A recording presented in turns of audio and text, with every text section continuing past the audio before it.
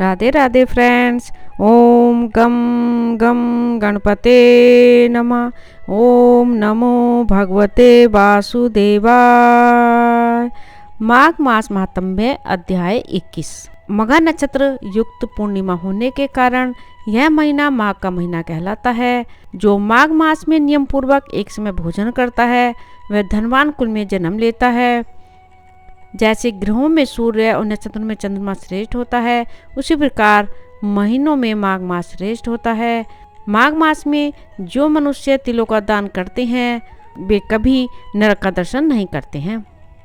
माघ का महीना श्री भगवान श्री हरि नारायण को अत्यंत प्रिय है। यह महीना प्रातः स्नान का, कल्पवास का, पूजा तप अनुष्ठान का, भगवत भक्ति का, साधु संतों की कृपा प्राप्त करने का उत्तम महीना है।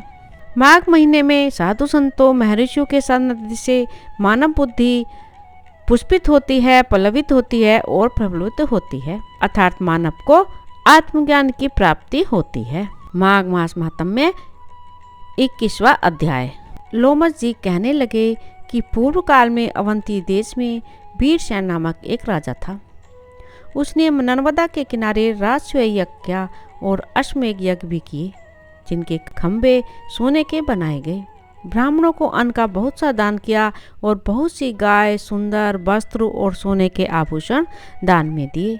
वह देवताओं का भक्त और दान करने वाला था। भद्रक नाम का एक ब्राह्मण, जो अत्यंत मूर्ख, कुलहीन, कृषि कार्य करने वाला, दुराचारी तथा अधर्मी था, वह भाई बंधुओं का त्यागा हुआ इधर उधर घूमता हुआ देव यात्रियों के साथ प्रयाग में आया और माघ में उनके साथ 3 दिन तक स्नान किया। वह 3 दिन में ही निष्पाप हो गया। फिर वह अपने घर चला गया। वह ब्राह्मण और राजा दोनों एक ही दिन मृत्यु को प्राप्त हुए। मैंने इन दोनों को बराबर इंद्रलोक में देखा। तेज, रूप, बल, स्त्री, वस्त्र और आभूषणों में दोनों समान थे। ऐसा देखकर उसके महात्म्य को क्या कहा जाए। राजस्वय करने वाला स्वर्ग का सुख भोग कर फिर भी जन्म लेता है, परंतु संगम में स्नान करने वाला जन्म मरण से रहित हो जाता है। गंगा और यमुना के संगम की हवा के स्पर्श से ही बहुत से दुख नष्ट हो जाते हैं। अधिक क्या कहें। और किसी भी तीर्थ में किए गए पाप माघ मास में प्रयाग में स्नान करने से नष्ट हो जाते हैं। मैं पिशाच मोचन नाम का एक पुराना इतिहास सुनाता हूँ। इस इतिहास को यह कन्याएं और तुम्हारा पुत्र भी सुने, उससे इनको स्मृति प्राप्त होगी। पुराने समय में देवद्युति नाम का बड़ा गंभीर और वेदों का पारंगत एक वैष्णव ब्राह्मण था। उसने पिशाच को निर्मुक्त किया था। वेदनिधि कहने लगे कि वह कहाँ का रहने वाला था और किसका पुत्र किस पिशाच को उसने निर्मुक्त किया। आप विस्तार पूर्वक यह सब कथा सुनाइए। लोमस ऋषि ने कहा, किलपज्ञ से निकली हुई सुंदर सरस्वती के किनारे पर उसका स्थान था। जंगल के बीच में पूर्ण जल वाली सरस्वती बहती थी। वन में अनेक प्रकार के पशु भी विचरते थे। उस ब्राह्मण के श्राप के भय से पवन भी बहुत सुंदर चलती थी और वन चैत्र रथ के समान था। उस जगह धर्मात्मा देवधूति रहता था। उसके पिता का नाम सुमित्र था और वह लक्ष्मी के वरदान से उत्पन्न हुआ था। वह सदैव आत्मा को स्थिर रखता, गर्मी में अपने नेत्र सूर्य की तरफ रखता, वर्षा में खुली जगह पर तपस्या करता, हेमंत ऋतु में सारस्वत सरोवर में बैठता और त्रिकाल संध्या करता। जितेंद्रिय और सत्यवादी भी था। अपने आप गिरे हुए फल और पत्तियों का भोजन करता था। उसका शरीर सूख कर हड्डियां मात्र रह गई थीं। इस प्रकार उसको तप करते हुए वहां पर 1000 वर्ष बीत गए। तप के प्रभाव से उसका शरीर अग्नि के समान प्रज्वलित था। विष्णु की प्रसन्नता से ही वह सब कर्म करता। दधीचि ऋषि के वरदान से ही वह श्रेष्ठ वैष्णव हुआ था।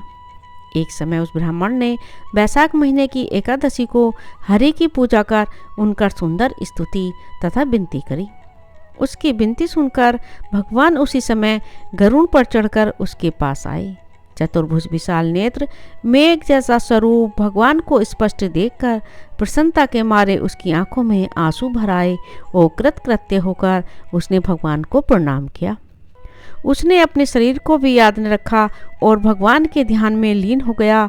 तब भगवान ने कहा, हे देवदूती, मैं जानता हूँ कि तुम मेरे परम भक्त हो। मैं तुमसे अति प्रसन्न हूँ। तुम वर मांगो। इस प्रकार भगवान के वचन सुनकर प्रेम के मारे लड़खड़ाती हुई बाड़ी में कहने लगा कि हे देवाधिदेव, अपनी माया से शरीर धारण करने वाले आपका दर्शन देवताओं को भी दुर्लभ है। अब आपका दर्शन भी हो गया, मुझको और क्या चाहिए। मैं सदैव आपकी भक्ति में लगा रहूं। भगवान उसके वचन सुनकर कहने लगे कि ऐसा ही होगा। तुम्हारे तप में कोई बाधा नहीं पड़ेगी।